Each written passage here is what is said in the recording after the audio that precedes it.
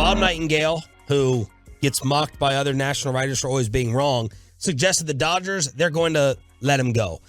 He's under one more year of team control for the Dodgers. $22.5 million guaranteed.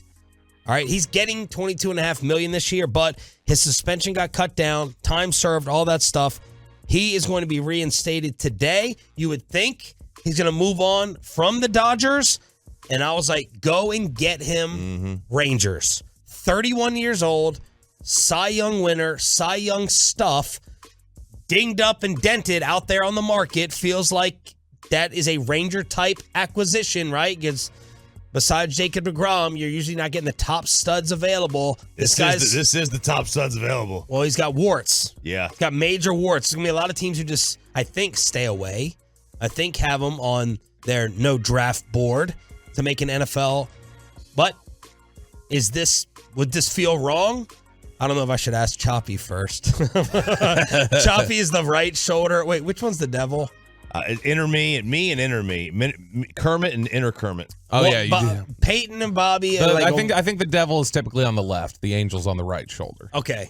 Choppy's on one side. Bobby may be on the other, or Peyton on the other. Bobby's kind of sick. But you would be all in? Yeah, I mean, they didn't. I mean, they went to nothing came out of this. Like they went to court, right? He served a really long. He last pitched June 20th, 2021. Something did come out of it. Yeah. I think you would say maybe an unfair punishment came out of it. I do think an unfair punishment came out of it. Now, seemed excessive. I can only go by based on what the courts determine. That's all I'm going to go by. And I have a major problem with, the league going outside that. The court said he didn't do anything wrong, or at least they couldn't prove that he did anything wrong. And there was enough text messages back and forth between the two that. And this was about consensual or non-consensual rough sex with those allegations. Right. Like, did she consent to rough sex? Yes. Did she consent to all that? I mean, did he go too far? Right. Yeah, I think it's fair that it said that he went a little bit too far.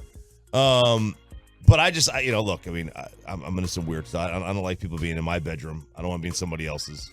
I'm not saying I'm into punching someone in the face, but right. I'm not. To me, it's really bad precedent when a league can, kind of decide what is okay to do in bed and what isn't. Your turn. Over to you. Here's the thing. I would probably stay away, personally, because you're talking about the heat of absent just the heat, but I mean that certainly needs to be taken into account of adding a guy like that, is that he really started clicking around 2018. Trevor Bauer did, where he started becoming a really dominant pitcher for Cleveland. When you look at since 2018 up through 2021, his ERA was about a half a run better than his fielding independent pitching. So we're talking about a guy who pitches above his peripheral statistics. And there's always that tends to balance out. That tends to come back around. And so you're coming at this, you're staying away because of an ability because of his FIP? No. I'm saying that we're not just I'm saying if you want to just take this out of it. So take the question out of it but what did the legal system say about him? Say, okay, let's take that out of it. Let's just talk about him as a pitcher. This is the reality of him as a pitcher. Then when you take into account, all right, now let's bring back in the heat of it and the optics of bringing that guy in. Is it worth it for a guy that looks like his elite pitching statistics almost were kind of pitching above his head? And that's going to come down to earth eventually anyway. I don't think that's a combination I want to play with. I am a little surprised looking at the ERA numbers that it's not better.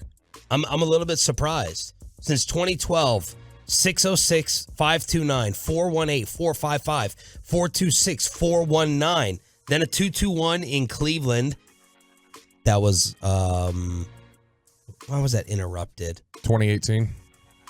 Yeah, 2018. Okay, 221, then a 448, 379, 639. That was the same season that's where he got traded. He got traded to Cincy. 173 and a 259. So the career ERA is a 3.79. I don't know why I was thinking he would have some more sub-4 ERA seasons. Well, he did become a better pitcher, obviously, as he got older. Something at age clicked. 27, something clicked. Yeah, something clicked. He figured things out. I mean, he's He's become a really, really good pitcher. I mean, but his whip. I mean, to be a starting pitcher and your whip to be under 0.8. But if all things were equal and Trevor Bauer cost the same as Carlos Rodon, who would you prefer? Rodon. If Trevor Bauer cost the same, All things were equal, like no controversy. They were both available. Who would you? Oh, I would take Trevor Bauer. I would too. Yeah, I would take Trevor Bauer.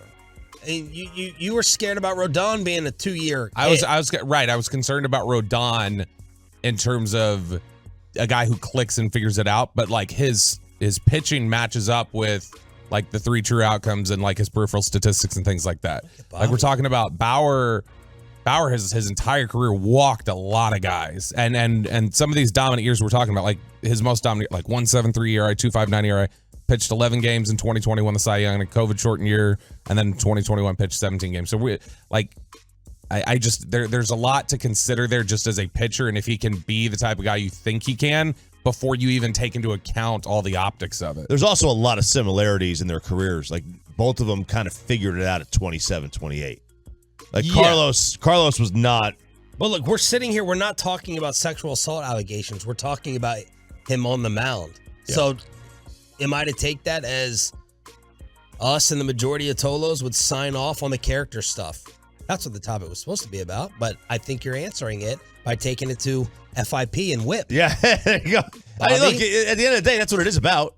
You know, like the end decision's going to be, would you take him because of the off the field stuff? But if you wouldn't even take him because of the on the field stuff, then you've already made your decision. That's kind of what I'm getting at, is I'm saying that like you balance everything by the heat. Like the Cowboys determined, for instance, Kelvin Joseph was worth the off the field stuff. The Browns determined Deshaun Watson's worth the off the field stuff for his play. There's a measurement here, and so I'm saying that I don't think the optics of it are worth the pitcher that you're getting. That's not worth taking the PR hit.